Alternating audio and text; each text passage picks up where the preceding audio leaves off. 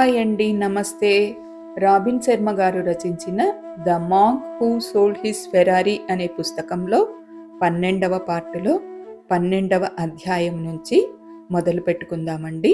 జీవిత పరమాశయం. ప్రాణం ఉన్నదేది ఏకాంతంగా జీవించదు, తన కోసమే జీవించదు. William Blake. జూలియన్ తను శివనయోగుల దగ్గర నేర్చుకున్న జ్ఞానాన్నంతా కూడా జాన్కు వివరిస్తుంటాడండి. వాళ్ళిద్దరి మధ్య జరిగే సంభాషణనే జాన్ మనకు చెప్తుంటాడు.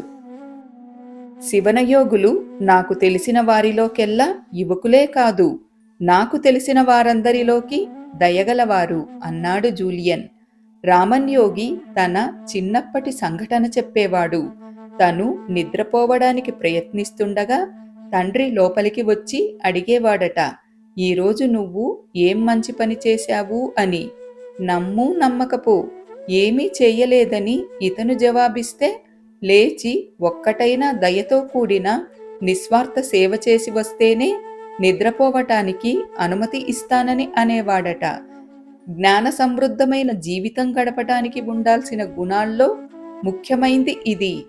ఎన్నైనా చెయ్యి, నీకెన్ని వేసవి విడుదలున్నా సరే, ఎన్ని కారులు నీ ఇంటి ముందు బారులు తీర్చి ఉన్నా సరే, నువ్వు సమాజానికి ఏమిస్తున్నావన్నదే నీ జీవన ప్రమాణాన్ని నిర్ణయిస్తుంది. రామన్యోగి కథలోని పసుపు గులాబీలకు దీనికి ఏమైనా సంబంధం ఉందా అడిగాడు జాన్. అవును, ఈ పువ్వులను చూస్తే నీకు ప్రాచీన చైనా సామెత గుర్తుకు వస్తుంది. నీకు గులాబీలు అందించే చేతికి కొంతైనా పరిమళం అంటుకునే ఉంటుంది. దీని అర్థం సుస్పష్టమే. నువ్వు ఇతరుల జీవితాలు బాగు చేయడానికి ప్రయత్నిస్తే పరోక్షంగా నీ జీవితాన్ని బాగు చేసుకున్నట్టే.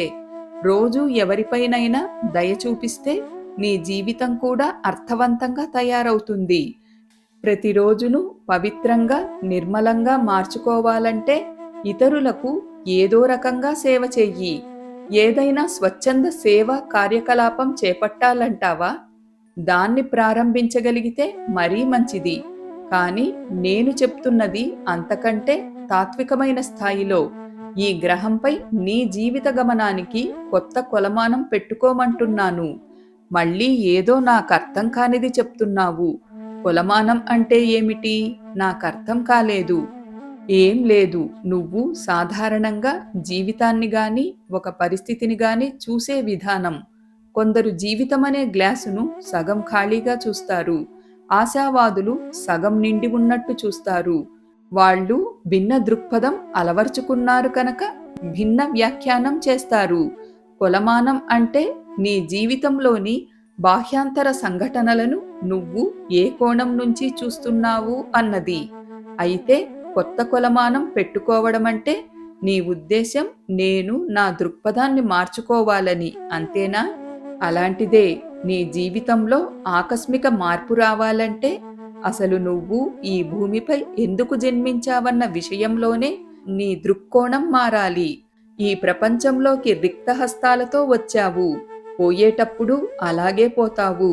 అలాంటప్పుడు నువ్వు ఈ భూమి మీద ఉండటానికి ఒకే ఒక కారణం ఉండాలి. అదేమిటి? నిన్ను నువ్వు ఇతరులకు సమర్పించుకోవడం, అర్థవంతమైన జీవితం గడపడం.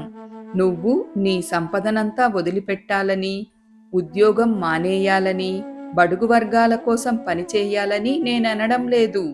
ఇటీవలే అలా అన్నీ త్యాగం చేసి అందులోనే గొప్ప సంతృప్తి చెందుతున్న వాళ్లను కూడా చూశాననుకో, అది వేరే సంగతి. మనమున్న ప్రపంచం నిత్యం మారుతూ ఉంది. జనం డబ్బు ఇచ్చి అర్థవంతమైన జీవితాన్ని అమ్ముకుంటున్నారు. ఇదివరకు ప్రజల్ని వాళ్ల పాకెట్ బుక్కులు ఆధారంగా విలువ కట్టిన న్యాయవాదులు ఇప్పుడు వారి నిబద్ధతను, వారిలోని హృదయ వైశాల్యాన్ని చూస్తున్నారు. ఉపాధ్యాయులు తమ భద్రత కలిగిన ఉద్యోగాలు వదిలి మారుమూల పిల్లలకు ఉచితంగా చదువు చెబుతున్నారు. ప్రజలకు మార్పు కావాలి. తమ జన్మకు ఒక లక్ష్యం, ప్రయోజనం ఉన్నాయని, వాటిని సాధించటానికి అవసరమైన ప్రత్యేక కానుకలు కూడా భగవంతుడిచ్చాడని జనం గుర్తిస్తున్నారు. ఏమిటా ప్రత్యేక కానుకలు? నేను నిన్న సాయంత్రం నుంచి నీకు చెబుతున్నవే.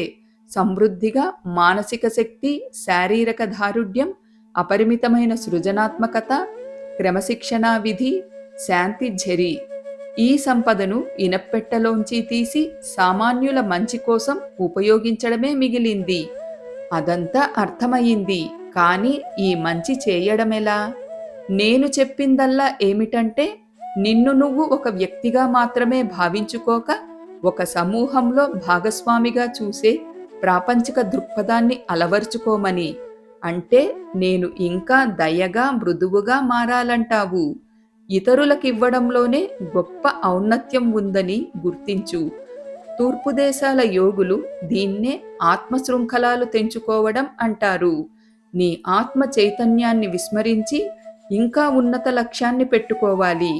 ఇది ఏ రూపంలోనైనా ఉండవచ్చు.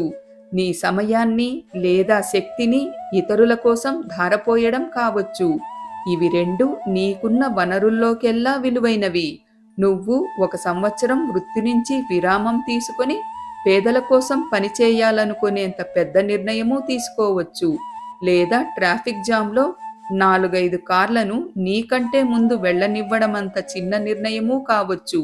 నేను గ్రహించిందేమిటంటే, నువ్వు ఈ ప్రపంచాన్ని మరింత ఆనందకరమైన నివాస స్థలంగా మార్చటానికి పనిచేస్తే నీ జీవితం మరిన్ని అద్భుతమైన కోణాలను ఆవిష్కరిస్తుంది. రామన్ యోగి ఏమంటాడంటే, మనం పుట్టినప్పుడు లోకమంతా నవ్వుతుంటే మనం ఏడుస్తుంటాం. కనుక మనం చనిపోయేటప్పుడు మనం ఆనందించి లోకమంతా ఏడ్చేలా మనం జీవించాలి. జూలియన్ చెప్పింది సబబుగానే ఉంది. నన్ను ఇటీవల ఎక్కువ చికాకు పెడుతున్న విషయం ఏమిటంటే, నేను న్యాయవాద వృత్తిలో కూడా చేయగలిగినంత చేయడం లేదని. నిజమే, ఎన్నో మంచి ప్రయోజనాలకు సంబంధించిన కేసులను నేను గెలిచాను. అయితే చట్టం అన్నది నాకు ఒక వ్యాపారంగా మారింది. నేను ప్రేమించే వృత్తిగా కాదు. విద్యార్థిగా ఉన్నప్పుడు చాలామంది సమకాలికుల్లా నేను ఆదర్శవాదినే. మా గదుల్లో చల్లటి కాఫీ తాగుతూ, ఎండిన పిజ్జా తింటూ ఈ ప్రపంచాన్ని మార్చేయగలమని అనుకునేవాళ్లం. ఇప్పటికి 20 ఏళ్లు గడిచాయి. ప్రపంచాన్ని మారుద్దామన్న ఆకాంక్ష కాస్త నా ఇంటి తాకట్టు తొలగించి నా పదవీ విరమణకు ఆర్థిక భద్రత కల్పించుకుంటే చాలుననే కోరికకు దిగిపోయింది. చాలా కాలం తర్వాత నేను ఒక మధ్యతరగతి ఊబిలో ఇరుక్కుపోయి ఆ భద్రతకే అలవాటు పడిపోయానని ఇన్నాళ్లకు గుర్తించాను. నీకో పాత కథ చెప్తానుండు, జూలియన్ అన్నాడు. ఒక బలహీనురాలైన స్త్రీ ఉండేది. ఆమె భర్త చనిపోయాడు. తన కొడుకు, కోడలు, మనవరాలితో ఉండటానికి వెళ్ళింది. రోజురోజుకు ఆమె చూపు, వినికిడి తగ్గిపోయాయి. ఒక్కోసారి ఆమె చెయ్యి ఎలా వణికేదంటే కంచంలోని బఠానీలు దొర్లి కింద పడిపోయేవి. సూప్ కప్పులోంచి జారిపోయేది. ఈమె చేసే అపరిశుభ్రానికి కొడుకు, కోడలు విసుక్కునేవారు. చివరికి ఇంక ఈమెని భరించడం కష్టమనుకున్నారు. ఒక మూల చీపుర్లు పెట్టే బీరువా పక్కన ఒక చిన్న బల్ల వేసి అక్కడే ఆమెకు ఒంటరిగా భోజనం పెట్టేవారు. ఆమె తింటున్నంతసేపు వాళ్లకేసి నీళ్లు నిండిన కళ్లతో చూసేది. కాని ఏ స్పూనో ఫోర్కో కింద పడేస్తే తిట్టడానికి తప్ప వాళ్ళెవ్వరూ ఆమెతో మాట్లాడేవారు కాదు. ఒకరోజు రాత్రి భోజనానికి కూర్చునే ముందు మనమరాలు బిల్డింగ్ బ్లాక్తో ఇల్లు కట్టుకుంటోంది. తండ్రి ఏం కడుతున్నావు అని అడిగాడు. నేను పెద్దగయ్యాక నీకు, అమ్మకు మూలన కూర్చొని తినటానికి టేబుల్ తయారు చేస్తున్నాను అని జవాబిచ్చింది. ఆ పాప తల్లి తండ్రి చాలాసేపు చేష్టలుడిగి మాట్లాడలేకపోయారు. ఆ తర్వాత ఏడవడం ప్రారంభించారు. ఆ క్షణమే వాళ్లకు తాము చేస్తున్న నిర్దాక్షిణ్యమైన పని అర్థమైంది. ఆ రాత్రి వృద్ధురాలిని తిరిగి పెద్ద భోజనం బల్ల దగ్గరికి తీసుకువచ్చి కూర్చోబెట్టారు. ఆనాటి నుంచి ఆమె అన్ని పూట్ల వాళ్లతో కలిసి భోంచేసేది. ఆమె పళ్ళెంలోంచి ఓ మెతుకు కింద పడ్డా, పోర్కు జారిపడ్డా ఎవ్వరూ ఏమీ అనుకునేవారు కాదు. ఈ కథలో తల్లిదండ్రులు దుర్మార్గులని అనలేం. వాళ్లలో ఉన్న కనికరం, దయ వెలుపలికి రావటానికి ఓ చిన్న కాంతిపుంజం వాళ్లకు అవసరమైంది. అంతే. దయ, రోజు ఒకటైనా కనికరంతో కూడిన చర్య జీవితాన్ని చాలా సంపన్నం చేస్తాయి. ప్రతిరోజు ఉదయం కాసేపు ఆ రోజు నువ్వు ఇతరుల కోసం చేయగలిగిన దాన్ని గురించి ఆలోచించు. నీ నుంచి ఏమీ ఆశించని వారికి నిజాయితీగా నీ ప్రశంసను అందించడం, ఆపదలో ఉన్న స్నేహితులకు వెచ్చని ప్రేమను అందివ్వడం, ప్రత్యేకమైన కారణం లేకుండా నీ కుటుంబ సభ్యులకు చిన్న చిన్న బహుమానాలివ్వడం, ఇవన్నీ జీవితాన్ని చాలా ఆనందమయం చేస్తాయి. మిత్రుల విషయానికి వస్తే ఎప్పటికప్పుడు వాటిని తాజాగా ఉంచుకోవాలి. ముగ్గురు నిజమైన స్నేహితులున్న వ్యక్తి చాలా సంపన్నుడు అన్నాడు జూలియన్. నేను అంగీకార సూచకంగా తల తిప్పాను. మిత్రులు జీవితానికి హాస్యాన్ని, అద్భుతాన్ని, సౌందర్యాన్ని జతపరుస్తారు. చిరకాల మిత్రుడితో మనసారా నవ్వగలగడం కంటే మధుర క్షణాలు చాలా తక్కువ ఉంటాయి. నువ్వు మరీ అహంభావం ప్రకటిస్తున్నప్పుడు నిన్ను వినయపథంలోకి తీసుకువెళ్లేవాళ్లు మిత్రులు. నిన్ను నువ్వు మరీ సీరియస్గా తీసుకుంటున్నప్పుడు నిన్ను నవ్వేలా చేయగలిగిన వాళ్ళు మిత్రులు. జీవితం నిన్ను హఠాత్తుగా కుదేసి పరిస్థితులు ఉన్నదానికంటే ఘోరంగా కనపడినప్పుడు నీకు తోడుండేవారే మిత్రులు. నేను బిజీ న్యాయవాదిగా ఉన్నప్పుడు నాకు మిత్రుల కోసం సమయం లభించేది కాదు. ఇప్పుడు నువ్వు మినహా నేను ఒంటరివాణ్ణి జాన్. అందరూ నిద్రమత్తులో జోగుతుండగా నాతో అడవుల్లోకి వాకింగ్కి వచ్చే వ్యక్తి ఎవ్వరూ లేరు. నేను ఈ గొప్ప పుస్తకాన్ని చదివి పక్కన పెట్టి దాని గురించి నా ఆలోచనలు పంచుకుందామంటే ఎవ్వరూ లేరు. వేసవి ఉదయం సూర్యకాంతి నా మనసును తన్మయత్వంతో నింపినప్పుడు ఆ ఆనందాన్ని పంచుకోవటానికి, నా ఆత్మను విప్పటానికి నాకెవ్వరూ లేరు. జూలియన్ తనని తాను సంభాళించుకున్నాడు. అయినా విచారించటానికి నాకు సమయం లేదులే. శివన గురువులు నాకు చెప్పిందేమిటంటే, జ్ఞానం సంపాదించిన వాడికి ప్రతి ఉదయం ఓ కొత్త ఉదయమే. నా దృష్టిలో జూలియన్ ఎప్పుడూ మానవాతీతుడైన న్యాయవాదే. మార్షల్ నిపుణుడు ప్రత్యర్థుల ఎత్తులను చిత్తు చేసే నైపుణ్యంతో కోర్టులో తన ప్రత్యర్థులను అతను లాఘవంగా ఓడించేవాడు. కానీ ఎన్నో ఏళ్ల క్రితం నేనెరిగిన జూలియన్ ఈరోజు చాలా మారిన వ్యక్తి. నా ఎదుట ఉన్న ఈ జూలియన్ దయగా, నెమ్మదిగా, ప్రశాంతంగా ఉన్నాడు. తనేమిటో ఎరిగి ఈ జీవన నాటకంలో తన పాత్రని అర్థం చేసుకున్నవాడిలా ఉన్నాడు. తన గత జీవితంలోని బాధను ఒక వివేకవంతుడైన గురువు చూసినట్టు తిరిగి చూసుకోగలుగుతున్నాడు. అంతేకాక తన జీవితం కేవలం తన గత జీవిత సంఘటనల సమాహారం కాదని, అంతకంటే విశిష్టమైందని గ్రహించినట్లు కనిపిస్తున్నాడు. జూలియన్ కళ్ళు రానున్న జీవితంపై ఆశతో మెరుస్తున్నాయి. ఈ ప్రపంచంలోని అందాల పట్ల, జీవితం అందించే ఆనందాల పట్ల అతని ఉత్సుకత నాలో కూడా నిండిపోయాయి. కరుడుగట్టిన న్యాయవాది, ఎవ్వరి గురించి ఏమాత్రం పట్టించుకోని భౌతికవాది అయిన వ్యక్తి నుంచి ఈనాడు ఇతరుల గురించే బాధపడే ఆధ్యాత్మిక జీవిగా పరిణితి చెంది జీవిస్తున్న జూలియన్ను నేనీనాడు చూశాను. బహుశా నేను ప్రయాణించబోయే మార్గం కూడా ఇదే కావచ్చు. 12వ అధ్యాయం జూలియన్ నేర్చిన జ్ఞానసారం. ప్రతీక, పసుపు గులాబీ. గుణం, నిస్వార్థ సేవాపరత్వం. వివేకం, నువ్వు చేసే సమాజ సేవే నీ జీవన ప్రమాణం. ప్రతిరోజు పవిత్రంగా ఉండాలంటే ఇతరులకి ఇవ్వడానికే జీవించాలి. ఇతరుల జీవిత స్థాయిని పెంచగలిగితే నీ జీవితం కూడా అత్యున్నత స్థాయికి ఎదుగుతుంది. నైపుణ్యాలు, రోజు ఒక్క మంచి పనైనా చెయ్యి. అడిగిన వాడికి కాదనకు. సుసంపన్నమైన అనుబంధాలు పెంచుకో. ఉల్లేఖనం, ఇతరులకు ఇవ్వడమే అన్నిటికంటే ఉన్నతమైన పని. ఈ ఉదాత్త ఆశయంపైనే దృష్టిని నిలుపు. ఆస్తులు అమ్ముకున్న యోగి. ఇక్కడితో 12వ అధ్యాయం పూర్తయిపోయిందండి. ఇక 13వ అధ్యాయంలోకి వెళ్ళిపోదాం. జీవిత పర్యంతం ఆనందం వెనక రహస్యం. నేను సూర్యాస్తమయంలోని అద్భుతాన్ని, చంద్రోదయంలోని సౌందర్యాన్ని చూసినప్పుడల్లా సృష్టికర్త పట్ల ఆరాధనతో నా ఆత్మ ఉప్పొంగుతుంది. మహాత్మా గాంధీ. జూలియన్ తన శివన ఆశ్రమ అనుభవాలు నాతో పంచుకోవటానికి నా ఇంటికి వచ్చి 12 గంటలయ్యింది. ఆ 12 గంటలే నా జీవితంలోకెల్లా ముఖ్యమైనవనడంలో నాకేమీ సందేహం లేదు. ఒక్కసారిగా నాలో గొప్ప ఆనందం, గొప్ప ప్రేరణ కలిగాయి. ఈ విధంగా బంధ విముక్తి కూడా కలిగింది. రామన్యోగి కథ, అందులో ప్రతిఫలించిన కాలాతీత సుగుణాలు జీవితం పట్ల నా దృక్పథాన్నే మార్చేశాయి.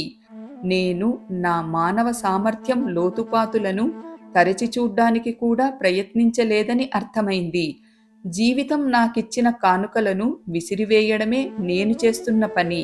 నాకు అర్హత ఉన్న సంతృప్తి, శక్తి, ఆనందం లేకుండా నేను గడుపుతున్న జీవితాన్ని నేను సరిగ్గా అర్థం చేసుకోవటానికి జూలియన్ పంచిన విజ్ఞానం ఒక అవకాశాన్నిచ్చింది. జూలియన్ వెళ్తున్నాడంటే నాకు బెంగగా ఉంది. నేను అతి త్వరలో బయలుదేరాలి. నీకు చెయ్యాల్సిన పనులు చాలా ఉన్నాయి. నాకు నా పని ఉంది. క్షమాపణ కోరుతున్న ధోరణిలో అన్నాడు జూలియన్. నా పనికి తొందర లేదు అన్నాను. కాని నా పని ఆగడం కష్టం చిరునవ్వుతో అన్నాడు. అయితే నేను వెళ్లే ముందు రామన్యోగి కథలోని చివరి అంశాన్ని నీకు చెప్పాలి. లైట్ హౌస్లో నుంచి బయటకు వచ్చిన సుమోయోధుడు తోటలోకి ఓ గులాబీ రంగు వైరు మాత్రమే మొలకు చుట్టుకొని రావడం, అక్కడ మెరుస్తున్న స్టాప్ వాచ్ మీద జారి కింద పడ్డం నీకు గుర్తుండే ఉంటుంది. ఒక యుగం గడిచిందేమో అన్నంతసేపటి తర్వాత అతనికి మెల్లిగా స్పృహ వచ్చాక పసుపు గులాబీల సువాసన ముక్కుపుటాలకు తాకింది. ఆనందంతో ఒక్కసారి లేచి గెంతాడు. అతనికి తన ఎదుట ఉన్న తోవలో చిన్న చిన్న వజ్రాలు పొదిగిన బాట కనిపించింది. సహజంగానే ఆ సుమోయోధుడు ఆ బాటలో వెళ్ళి కలకాలం ఆనందంగా జీవించాడు. ఇది సంభవమే అనిపిస్తోంది, నేను నవ్వుతూ అన్నాను. నిజమే, రామన్యోగి ఊహాశక్తి అమోఘమైందని ఒప్పుకుంటాను. అయితే ఈ కథ వెనక కొన్ని లక్ష్యాలున్నాయని, ఈ కథ ప్రతిఫలించే జీవన సూత్రాలు శక్తిమంతమైనవని, అదే సమయంలో ఆచరణయోగ్యమైనవని నువ్వే గమనించావు. నిజం అన్నాను, ఏమాత్రం సంకోచం లేకుండా. ఈ వజ్రాల బాట నీకు జ్ఞాన సమృద్ధమైన జీవితానికి అవసరమైన ఆఖరి సుగుణం గురించి గుర్తు చేస్తుంది. ఈ సూత్రాన్ని నీ నిత్య జీవితంలో ఆచరించడం ద్వారా నువ్వు నేను వర్ణించలేనంతగా నీ జీవితాన్ని వికసింపచేసుకోగలుగుతావు. అతి సామాన్యమైన వాటిలో అద్భుతాలను దర్శించగలుగుతావు. అలాగే నువ్వు నాకు చేసిన వాగ్దానాన్ని నిలబెట్టుకుని ఇతరులతో ఈ జ్ఞానాన్ని పంచుకోవడం ద్వారా వాళ్ల ప్రపంచాన్ని కూడా సాధారణం నుంచి అసాధారణానికి మళ్లించగలవు. ఇది నేర్చుకోవటానికి నాకు కొంత వ్యవధి పడుతుందా? సూత్రం చాలా స్పష్టంగా, సూటిగా, వెంటనే అర్థమయ్యేలా ఉంటుంది. కానీ దాన్ని నువ్వు మెలకువగా ఉన్న అనుక్షణం ఆచరించడం నేర్చుకోవటానికి మాత్రం 2 వారాల వరకు పట్టవచ్చు. సరే చెప్పు. అది వినకపోతే ప్రాణం పోయేట్టుంది. నువ్వు ఆ మాట వాడడం తమాషాగా ఉంది. ఎందుకంటే ఈ సూత్రమేమో జీవించడం అనే కళకు సంబంధించింది. శివనయోగుల సిద్ధాంతం ఏమిటంటే ఈ క్షణంలో జీవించడం అనే దాన్నుంచే జీవితంలో ఆనందం, సంతృప్తి లభిస్తాయని. నీ గతం వంతెన కింద ప్రవహించిన నీరు లాంటిది. భవిష్యత్తు సుదూరంగా భూమ్యాకాశాలు ఏకమయ్యే చోట కనిపించే సూర్యుడి లాంటిది. అన్నిటికంటే ముఖ్యమైనది ఈ క్షణం. అందులో జీవించి దాన్ని పూర్తిగా అనుభూతి చెందడం నేర్చుకో. నువ్వు చెబుతున్నది పూర్తిగా అర్థమైంది జూలియన్. నేనెంతకీ నేను మార్చలేని గతకాలం సంఘటనలను తలుచుకొని బాధపడుతూనో, రానున్న రోజుల్లో వస్తాయో రావో తెలియని విషయాల గురించి ఆందోళన చెందడమో చేస్తూ రోజులు గడుపుతుంటాను. నా మనస్సు ఎప్పుడూ నన్ను లక్షలాది దిక్కులకు లాక్కెళ్లే లక్షలాది ఆలోచనలతో నిండి ఉంటుంది. నిజంగా చచ్చే నిస్పృహ కలుగుతూ ఉంటుంది. ఎందుకు? దానివల్ల ఒకటే అలసట, మనశ్శాంతిని కోల్పోతాను. అయినా ఒక్కోసారి నా మనసు నా ఎదుట ఉన్న దానితోనే పూర్తిగా నిండి ఉండటం కూడా జరుగుతుంది. సాధారణంగా నా పీకల మీద కేసు ఉండి నేను చచ్చినట్టు వాదన తయారు చేసుకోవాల్సి వచ్చినప్పుడు మనసంతా దానిమీదే ఉంటుంది. వేరేవి ఆలోచించే ప్రసక్తే ఉండదు. అలాగే తోటి ఉద్యోగులతో ఫుట్బాల్ ఆడుతున్నప్పుడు గెలుపు తప్ప మరే ఆలోచన లేనప్పుడు కూడా ఇలాంటి ఏకాగ్రత ఉంటుంది.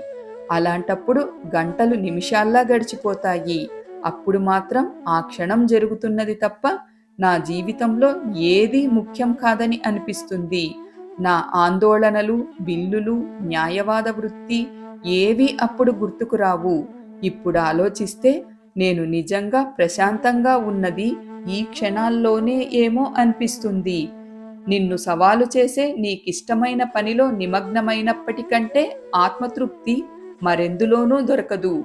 అయితే ఇక్కడ గుర్తుంచుకోవలసిన కీలక సూత్రం ఏమిటంటే, ఆనందం ఒక ప్రయాణమే గాని గమ్యం కాదు.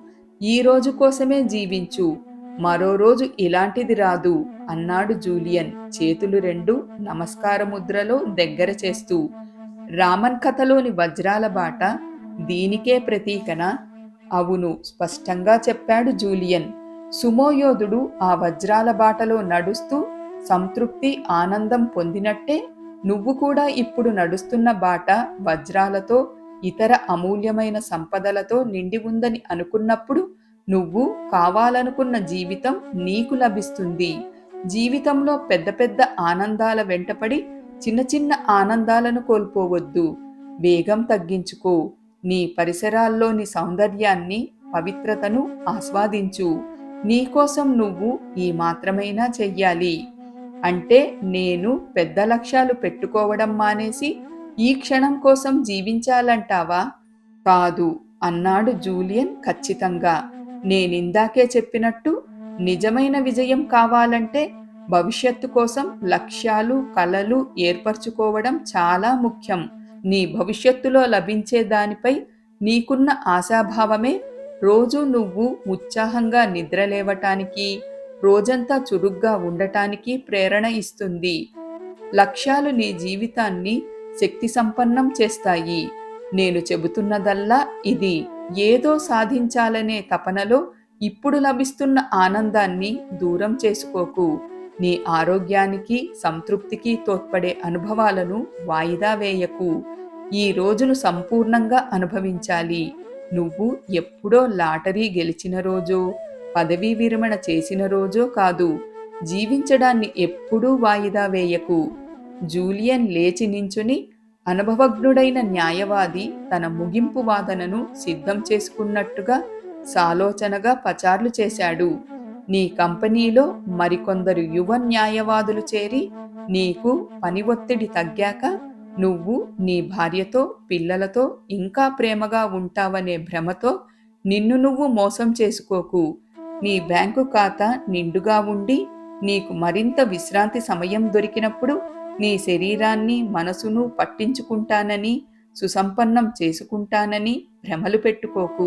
నీ కృషి ఫలాలను నువ్వు ఈనాడే అనుభవించాలి. ఈ క్షణాన్ని జుర్రుకొని ఆనందాన్ని పొందాలి. ఈరోజే నీ ఊహాకల్పనను విస్తృతపరచి నీ కలల పంటకు నాట్లు వెయ్యాలి. మరీ ముఖ్యంగా నీ కుటుంబమనే కానుకను నిర్లక్ష్యం చేయవద్దు. నాకు నువ్వేమంటున్నావో సరిగ్గా అర్థం కావట్లేదు జూలియన్. నీ పిల్లల బాల్యాన్ని నువ్వు జీవించు అన్నాడు జూలియన్. ఏంటి, నాకు అగమ్యగోచరంగా ఉంది. నీ పిల్లల బాల్యంలో భాగస్వామివి కావడం కంటే అర్థవంతమైనవి ఈ ప్రపంచంలో చాలా తక్కువ ఉన్నాయి. నీ పిల్లలతో మొదటి మెట్లు కూడా ఎక్కనివాడు విజయానికి ఎన్ని మెట్లు ఎక్కితేనేం? నీకోసం ఒక గృహం ఏర్పాటు చేసుకోలేని వాడివి నీకు నీ బ్లాకుల్లోకెల్లా పెద్ద భవనం ఉంటే మాత్రమేం? నీ పిల్లలు తమ నాన్నగా నిన్ను గుర్తించలేనప్పుడు దేశంలోకెల్లా గొప్ప న్యాయవాదిగా గుర్తింపు పొందితే మాత్రమేం? జూలియన్ గొంతు భావోద్వేగంతో వణికింది. నేను చెబుతున్నదేమిటో తెలిసే చెప్తున్నాను అన్నాడు. అతని చివరి వ్యాఖ్యకు నేను నిర్ఘాంతపోయాను. నాకు జూలియన్ గురించి తెలిసిందల్లా అతనో సూపర్ స్టార్ న్యాయవాది అని, గొప్పవాళ్లు, అందమైన వాళ్లతో తిరిగేవాడని తెలుసు. ఫ్యాషన్ మోడల్స్తో అతని ప్రేమాయణాలు కూడా అతని న్యాయవాద నైపుణ్యంలా సుప్రసిద్ధాలే. ఇలాంటి వాడికి తండ్రిగా ఉండటమంటే ఏం తెలుసు? నేను అందరితో మంచిగా ఉండటానికి, మంచి తండ్రి, సఫల న్యాయవాది కావటానికి పడుతున్న పాట్లు అతనికేం తెలుసు? కానీ జూలియన్లోని అతీంద్రియ జ్ఞానం నన్ను ఆకట్టుకుంది. మనవరాలుగా చెప్పుకునే చిన్నపిల్లల గురించి నాక్కూడా కొంచెం తెలుసు అన్నాడు మృదువుగా. కానీ నువ్వు న్యాయవాద వృత్తిని విరమించుకునే నాటికి నువ్వు అందరూ వెంటపడే యోగ్యుడైన బ్రహ్మచారివనే అనుకున్నాను అన్నాను నేను. నేను నీకు తెలిసిన వేగవంతమైన, విజయవంతమైన జీవితాన్ని పొందటానికి ముందు నేను వివాహితుడినన్న విషయం నీకు తెలుసు కదా అన్నాడు. తెలుసు. ఓ క్షణం ఆగాడు. చిన్నపిల్లాడు ఎంతో జాగ్రత్తగా దాచిపెట్టిన రహస్యాన్ని మిత్రుడికి విప్పి చెబుతున్నట్టు అన్నాడు. నాకు ఓ కూతురు కూడా ఉండేదని బహుశా నీకు తెలిసుండదు. ఎంతో ముద్దుగా నాజూగ్గా ఉండేది నా పాప. అప్పట్లో నేను చాలా వరకు తొలి రోజుల్లో నీలా ఆకాంక్షలతో, ఆశాభావంతో ఉండేవాడిని.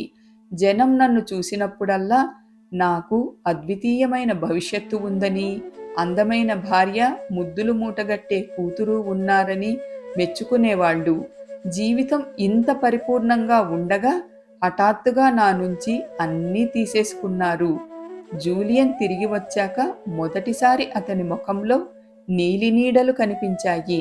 ఒక్క కన్నీటి చుక్క అతని కళ్ళల్లోంచి జారిపడింది. నాకు ఈ రహస్యం వెల్లడితో నోటమాట రాలేదు. నువ్వు ఇంకా చెప్పక్కర్లేదు జూలియన్, సానుభూతిగా అతని భుజం చుట్టూ చేయి వేస్తూ అన్నాను. కానీ నాకు చెప్పాలని ఉంది జాన్. నా మాజీ జీవితంలో అందరికంటే ఎక్కువ భవిష్యత్తు ఉన్నవాడిగా కనిపించింది నువ్వే. నువ్వు నాకు నా యవ్వనాన్ని గుర్తు తెచ్చావు. ఇప్పుడు కూడా నువ్వు సాధించగలిగింది చాలా ఉంది. అయితే నువ్వు ఈ పద్ధతిలోనే జీవిస్తున్నావంటే మాత్రం వినాశనం తప్పదు. జీవితంలో నువ్వు అన్వేషించాల్సినవి, అనుభవించాల్సినవి ఇంకా ఎన్నో ఉన్నాయని నీకు చెప్పడం కోసమే నేను తిరిగి వచ్చాను. ఆ రోజు నా కూతుర్ని పొట్టన పెట్టుకున్న డ్రైవరు ఆ అక్టోబరు మధ్యాహ్నం నాడు ఒక జీవితాన్నే తీసుకుపోలేదు, రెండింటిని నాశనం చేశాడు. నా కూతురు మరణించాక నా జీవితం చెల్లాచెదురైంది. ఆ బాధను మరిచిపోగలనేమోనని మెలకువగా ఉన్న ప్రతి క్షణము ఆఫీసులోనే గడపడం ప్రారంభించాను. ఒక్కో రాత్రి ఇంటికి వెళ్తే పాప మధుర స్మృతులు కలచివేస్తున్నాయనే భయానికి ఆఫీసులో సోఫాలోనే పడుకునేవాణ్ణి. నా వృత్తి ప్రగతిపథంలో నడుస్తుండగా నా వ్యక్తిగత జీవితం అధ్వాన్నమైపోయింది. నేను లా కళాశాలను వదిలిన నాటి నుంచి నా నిరంతర సహచారిగా ఉన్న నా భార్య నేను నా వృత్తికి బానిసనయ్యాననే నెపంతో నన్ను వదిలి వెళ్ళిపోయింది. నా ఆరోగ్యం క్షీణించింది. నువ్వు నన్ను కలిసే సమయానికి నేను ఆ విజయవంతమైన విచ్చలవిడి జీవితం జీవిస్తున్నాను. డబ్బుతో కొనగలిగినవన్నీ నా వద్ద ఉన్నమాట నిజమే, కానీ వాటి కోసం నా ఆత్మని అమ్ముకున్నాను. నిజంగా నేను చేసిందదే. జూలియన్ గొంతులో భావావేశం, కంఠం గాద్గదికమైంది. నువ్వు నీ పిల్లల బాల్యంలో జీవించు అనడంలో నేను వాళ్ల పెరుగుదలను దగ్గరగా చూసి ఆనందించటానికి సమయం కేటాయించాలని చెబుతున్నావు కదూ అడిగాను. ఈ రోజుకు కూడా తన స్నేహితురాలి పుట్టినరోజు పార్టీకి తీసుకువెళ్తుండగా జరిగిన ప్రమాదంలో పోగొట్టుకున్న నా కూతురి కిలకిలా నవ్వు వినటానికి, లేదా తనతో దాగుడుమూతలు ఆడటానికి నేను ఏమివ్వాల్సి వచ్చినా ఇవ్వటానికి సిద్ధంగా ఉన్నాను. పాపను చేతుల్లో ఎత్తుకొని బంగారు వన్నె శిరోజాలను నిమరాలని ఇంకా ఉంది. పాప వెళ్తూ వెళ్తూ నా హృదయంలోని ఒక ముక్కను తనతో తీసుకువెళ్ళిపోయింది. ఇప్పుడు శివనయోగుల సాహచర్యం వల్ల జ్ఞానోదయమై స్వీయ నాయకత్వం నేర్చుకున్నప్పటికీ నా మనోవేదికపై నా ముద్దుల కూతుర్ని చూడకుండా ఒక్కరోజు కూడా గడవదు. నీకు చక్కని పిల్లలున్నారు జాన్. అడవి కోసం చెట్లను విస్మరించవద్దు. నువ్వు నీ పిల్లలకు ఇవ్వగలిగిన గొప్ప బహుమతి నీ ప్రేమే. వాళ్లను మళ్లీ తెలుసుకోవటానికి ప్రయత్నించు. నీ వృత్తి తెచ్చిపెట్టే ప్రతిఫలాల కంటే వాళ్లే నీకు చాలా ముఖ్యమని వాళ్లకు అర్థమయ్యేలా చెప్పు. త్వరలోనే వాళ్ళు తమ జీవితాలు నిర్మించుకుంటూ తమ కుటుంబాలు ఏర్పరచుకుంటూ వెళ్ళిపోతారు. అప్పుడిక నువ్వు చెప్పాలనుకున్నా చాలా ఆలస్యమైపోతుంది. జూలియన్ నా మనసును తాకాల్సిన చోటే తాకాడు. నిజంగానే కొంతకాలంగా నాలో ఓ భయం ఉంది. నేను పని రాక్షసుడిగా మారిపోయి నా కుటుంబంతో క్రమేపీ అనుబంధం పోగొట్టుకుంటున్నానేమోనని. ఇప్పటిదాకా అది నివురుగప్పిన నిప్పులా ఉంది. ఏ క్షణాన్నైనా నిప్పు రాజుకోవచ్చు. నా పిల్లలు బాహటంగా చెప్పకపోయినా వాళ్లకు నా అవసరం ఉందని తెలుసు. ఈ మాటలు జూలియన్ నుంచి వినడం మంచిదైంది. కాలం వేగంగా గడుస్తోంది. పిల్లలు ఎదుగుతున్నారు.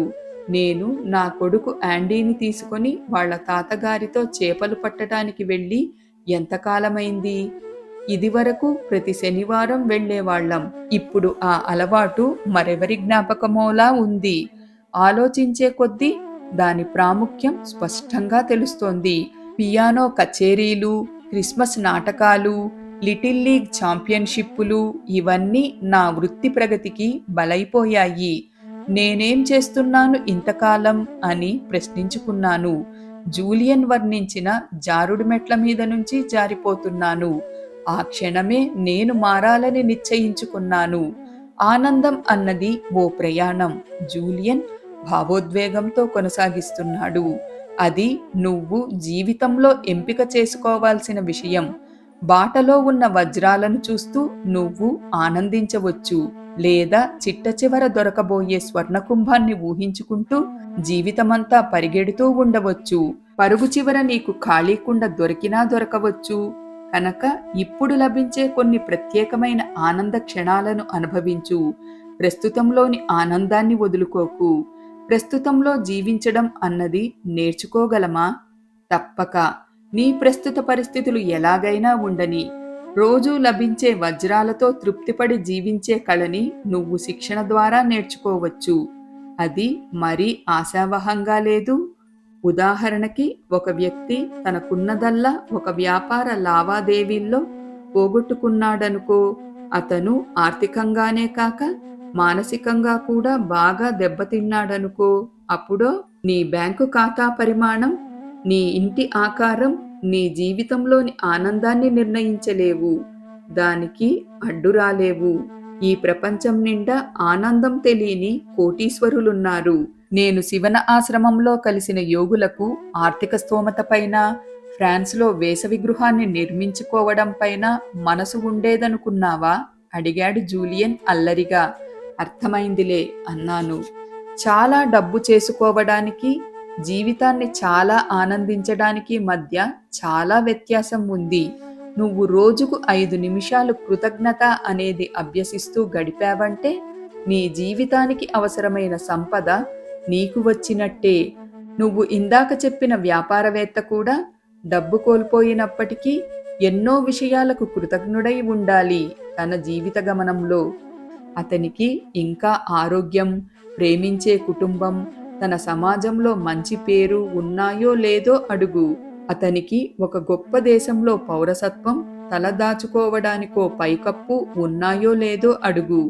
బహుశా అతనికి కష్టించి పనిచేసే నైజం, గొప్ప కలలు కనే సామర్థ్యం అనే పెట్టుబడులే ఉండి ఉండవచ్చు. అవేం తక్కువవి కావు. వాటికి కూడా అతను కృతజ్ఞుడై ఉండాలి. మనందరం కృతజ్ఞులంగా ఉండటానికి చాలా కారణాలుంటాయి. వివేకవంతుడికి తన కిటికీపై వాలి కుహూమంటున్న పక్షిని చూసే అవకాశం కూడా కృతజ్ఞత వ్యక్తం చేయాల్సిన విషయంగానే కనిపిస్తుంది. ఒకటి గుర్తుంచుకో జాన్, జీవితం నువ్వు అడిగింది ఇవ్వదు, నీకవసరమైంది ఇస్తుంది. అయితే నేను రోజు నాకు ఉన్న వాటికి, అవి భౌతికం కావచ్చు, ఆధ్యాత్మికం కావచ్చు, వాటికి కృతజ్ఞత వ్యక్తం చేయడం ద్వారా నేను ప్రతిక్షణం జీవించడం నేర్చుకోగలనంటావు. అవును, నీ జీవితంలో జీవాన్ని నింపుకోవటానికి ఇది చాలా మంచి పద్ధతి. ఈ క్షణాన్ని అనుభవించగలిగితే నీ భవిష్యత్తును ఇంకా బాగా నిర్మించుకోగలుగుతావు. భవిష్యత్తు నిర్మాణమా? అవును, నీకిదివరకే చెప్పాను, మనందరిలోనూ ప్రతిభ ఉంటుందని. ఈ గ్రహంపై ఉన్న ప్రతి మనిషి ఏదో ఒక విధమైన మేధావే. నాతో పనిచేసే కొందరు న్యాయవాదులు నీకు తెలీదులే చెలోక్తిగా అన్నాను.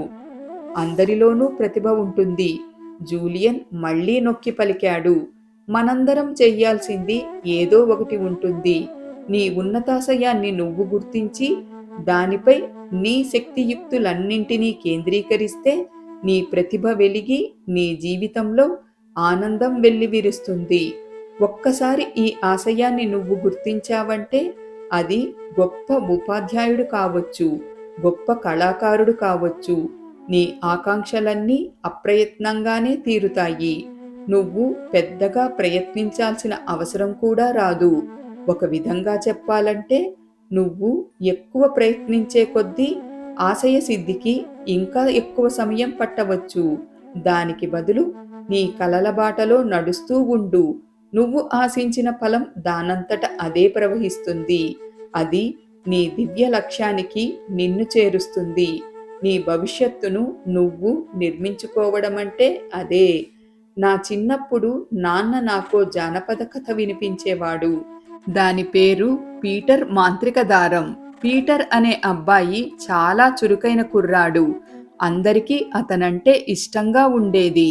అతని కుటుంబం, ఉపాధ్యాయులు, స్నేహితులు చాలా ప్రేమించేవారు. కానీ అతనికి ఒక బలహీనత ఉండేది. ఏమిటది? ఆ అబ్బాయి ఎప్పుడూ ఆ క్షణంలోని ఆనందాన్ని అనుభవించగలిగేవాడు కాదు. పాఠశాలలో ఉన్నప్పుడు బయట ఆడుకుంటే బాగుండునని అనుకునేవాడు. బయట ఆడుకుంటున్నప్పుడు వేసవి సెలవుల గురించి కలలు కనేవాడు. ఇలా రోజు పగటి కలలు కంటూ నిత్యం జీవితంలో ఆనందాన్ని అనుభవించగలిగేవాడు కాదు. ఒకరోజు ఉదయం పీటర్ తన ఇంటి దగ్గరి అడవిలో నడుస్తున్నాడు. అలసటగా అనిపించి గడ్డిపై కూర్చొని క్షణంలో నిద్రపోయాడు. మంచి నిద్రలో ఉండగా అతనిని తన పేరు ఎవరో పిలుస్తున్నట్టు అనిపించింది. పీటర్, పీటర్ పైనుంచి వినిపిస్తోంది కంఠస్వరం. మెల్లిగా కళ్ళు తెరిచి చూస్తే అతనికి ఎదురుగా ఒక అద్భుతంగా ఉన్న స్త్రీ నిలబడి ఉంది. ఆమెకు 100 ఏళ్ల పైనే ఉంటుంది. ఆమె మంచులాంటి తెల్లని శిరోజాలు భుజం కిందికి వేళ్లాడుతూ ఉన్నాయి. ఆమె వడలిన చేతుల్లో ఒక మాంత్రిక బంతి ఉంది. దాని మధ్యలో కన్నం. ఆ కన్నం నుంచి బంగారు దారం బయటకు వేళ్లాడుతూ ఉంది. పీటర్, ఇది నీ జీవిత సూత్రం. దీన్ని కొంచెం లాగితే ఓ గంట క్షణాల్లో అయిపోతుంది. ఇంకొంచెం లాగితే నిమిషంలో రోజులే వెళ్ళిపోతాయి. నీ శక్తి కొద్దీ లాగితే నెలలు, సంవత్సరాలు కూడా కొన్ని రోజుల్లోనే వెళ్ళిపోతాయి. పీటర్ చాలా ఉత్సాహపడ్డాడు. నేనిది తీసుకోవచ్చా అని అడిగాడు. ఆమె ఆ అబ్బాయికి ఆ బందీ ఇచ్చింది. మరుసటి రోజు పీటర్ క్లాసులో కూర్చొని ఉండగా విసుగ్గా అనిపించింది. వెంటనే తన సరికొత్త బొమ్మ గుర్తొచ్చింది. కొంచెంగా ఆ బంగారు దారాన్ని లాగాడు. ఆ క్షణమే అతను ఇంట్లో తోటలో ఆడుకుంటున్నాడు. దీని మంత్రశక్తిని గుర్తించిన పీటర్ కొంతకాలానికి ఎంతసేపు స్కూలు పిల్లాడిలా ఉండటం అని యువకుడుగా కావాలని కోరుకున్నాడు. మళ్లీ దారాన్ని లాగాడు.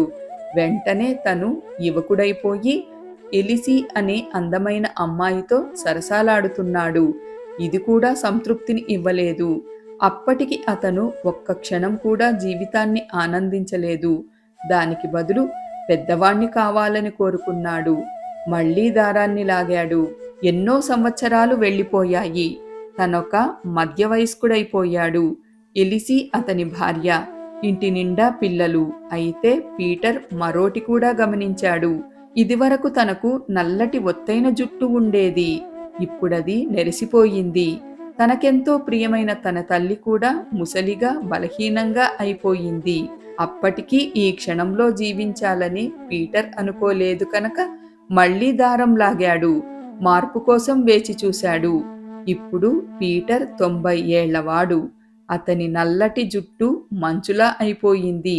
అతని అందమైన భార్య ఎలిసి ముసలితనం వచ్చి కొన్నేళ్ల క్రితం మరణించింది కూడా. అతని పిల్లలు పెద్దవాళ్లై ఇంటి నుంచి వెళ్ళిపోయి ఎవరి బతుకులు వాళ్ళు బ్రతుకుతున్నారు. అప్పుడు మొదటిసారి పీటర్ గ్రహించాడు. తను జీవితం అందించే అద్భుత క్షణాలని దేన్నీ అనుభవించలేదని. ఏ రోజు తన పిల్లలతో ఫిషింగ్ వెళ్ళలేదు. ఎలిసీతో పున్నమి వెన్నెలలో చెట్టాపట్టాలేసుకుని నడవలేదు, తోటలో మొక్కలు నాటలేదు, తన అమ్మకు ఇష్టమైన పుస్తక పఠనం చేయలేదు. దానికి బదులు జీవితాన్ని త్వరగా ముగించాడు. దారి పొడుగునా ఉన్న ఆనందాన్ని చూడకనే. ఈ గుర్తింపు కలగ్గానే పీటర్కు చాలా విచారం కలిగింది. తను చిన్నప్పుడు మనసు బాగా లేనప్పుడు వెళ్లే అడవికి వెళ్ళాడు. దానిలోకి ప్రవేశించగానే తన చిన్నప్పుడు మొక్కలుగా ఉన్నవి పెద్ద వృక్షాలుగా ఉండటం గమనించాడు. ఆ అడవే ఒక ప్రాకృతిక స్వర్గంలా మారిపోయింది. అతను గడ్డిపై జారగిలబడి మెల్లిగా నిద్రలోకి జారుకున్నాడు. కాసేపటికే ఎవరో పీటర్ పీటర్ అని పిలిచినట్టయింది. ఉలిక్కిపడి లేచి చూస్తే ఎదురుగా తనకు ఆ రోజు బంగారు బందినిచ్చిన వృద్ధురాలు. నిర్ఘాంతపోయాడు. నా ప్రత్యేక కానుక బాగుందా అడిగిందామె. పీటర్ సూటిగా సమాధానం చెప్పాడు. మొదట్లో సరదాగా ఉంది గాని ఇప్పుడు అదంటే అసహ్యం వేస్తోంది. నా యావత్తు జీవితం నా కళ్ళ ముందే ఒక్క క్షణం కూడా ఆనందించకుండా గడిచిపోయింది. అందులో మంచి అనుభవాలు, చెడ్డ అనుభవాలు కూడా ఉండి ఉండవచ్చు. కానీ నేను దేన్ని అనుభవించలేకపోయాను. నా లోపల ఖాళీ ఏర్పడింది. జీవించడమనే కానుకను కోల్పోయాను. నువ్వు కృతజ్ఞుడివి. అయినా నీకో ఆఖరి వరం ఇస్తాను కోరుకో అంది వృద్ధురాలు. పీటర్ ఓ క్షణం ఆలోచించి గబగబా అన్నాడు. నాకు మళ్ళీ స్కూలు పిల్లాడినైపోయి నా జీవితాన్ని మళ్ళీ జీవించాలని ఉంది. ఆ మాట అని అతను మళ్ళీ గాఢ నిద్రలోకి జారుకున్నాడు. మళ్ళీ తన పేరు ఎవరో పిలిచినట్లయి ఈసారి ఎవరబ్బా అనుకుంటూ కళ్ళు తెరిచాడు. అతని తల్లి ఎదురుగా నించుని ఉంది. అతని పక్కపక్కగా ఆమె ఆరోగ్యంగా ఆనందంగా ఉంది.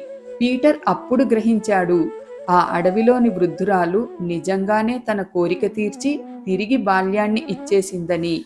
లే పీటర్, మరీ ఎక్కువసేపు నిద్రపోతున్నావు నువ్వు. నీ కలలు కనే అలవాటు వల్ల స్కూలుకు ఆలస్యం అవుతావు. వెంటనే లే ఆజ్ఞాపించింది అమ్మ. ఇక ఆ క్షణం నుంచి పీటర్ తన జీవితాన్ని తను కోరుకున్నట్టుగా జీవించాడని చెప్పనవసరం లేదనుకుంటాను. పీటర్ జీవితాన్ని పరిపూర్ణంగా అనుభవించాడు. ఎంతో ఆనందాన్ని, విజయాన్ని చవిచూశాడు.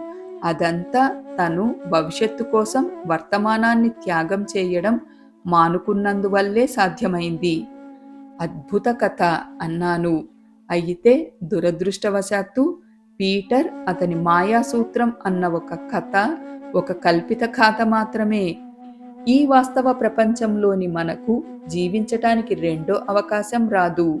అందుకే మరీ ఆలస్యమయ్యే లోపల జీవితమనే కానుకని అనుభవించటానికి మేలుకోవాలి. కాలం నిజంగానే వేళ్ల నుంచి ఇసుక జారిపోయినట్లు జారిపోతుంది. ఈ కొత్త దినమే నీ జీవితాన్ని నిర్ణయించే కొత్త క్షణం కానివ్వు. ఈ క్షణం నుంచే నీ జీవితంలో ఏది ముఖ్యమో నువ్వు తేల్చుకో. నీ జీవితాన్ని మరింత అర్థవంతం చేసే వ్యక్తులతో జీవితాన్ని పంచుకో. జీవితంలోని ప్రత్యేక క్షణాలను, వాటి శక్తిని అనుభవించు, ఆస్వాదించు. నువ్వు ఎప్పటినుంచో చేయాలనుకున్నవన్నీ చెయ్యి. నువ్వు ఎక్కాలనుకున్న పర్వతాన్ని అధిరోహించు. డోలు నేర్చుకోవాలనుకుంటే వాయించు. వర్షంలో నాట్యం చెయ్యి. కొత్త వ్యాపారం ప్రారంభించు. సంగీతాన్ని ప్రేమించడం నేర్చుకో. కొత్త భాష నేర్చుకో. నీ బాల్యంలోని ఆనందాలను మళ్ళీ అనుభవంలోకి తెచ్చుకో. విజయం లేదా సంపాదన కోసం నీ ఆనందాన్ని త్యాగం చెయ్యకు. అంతకు బదులు విజయానికి దారితీసే క్రమాన్ని అనుభవించడం అలవాటు చేసుకో. నీలోని స్ఫూర్తిని వెలిగించి ఆత్మకు ఉపశమనాన్ని ఇవ్వు. అదే నిర్వాణానికి మార్గం. నిర్వాణమా?